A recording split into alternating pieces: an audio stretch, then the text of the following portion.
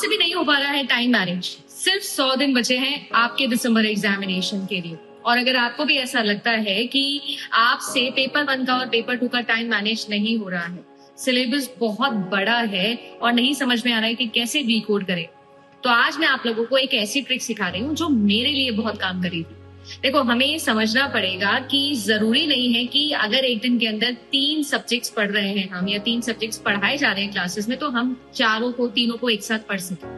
आपको ये डिसाइड करना पड़ेगा कि स्केड्यूल अपने अकॉर्डिंग बनाना है। फॉर एग्जाम्पल, कोई भी एक यूनिट लो, उस यूनिट की कंप्लीट क्लासेस एक डेडलाइन के साथ में कंप्लीट करो।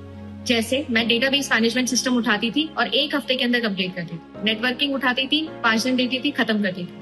एक यूनिट को कंप्लीटली क्लास वाइज देखा, फिर उसके मैंने रिवीजन नोट्स बनाए और फिर फाइनली मैंने उसके प्रीवियस ईयर की। ये 3 स्टेप का प्रोसेस यूज करती थी एक सिंगल यूनिट के लिए। एक दिन में पेपर 1 की 1 यूनिट और पेपर 2 की 1 यूनिट, इस तरीके से आप लोग टाइम डिवाइड करके मॉर्निंग इवनिंग स्लॉट में पढ़ाई करो। 100 दिन है, आपके लिए बहुत इंपॉर्टेंट है। अगर टाइम को सही से यूटिलाइज किया तो सिलेक्शन आपका है।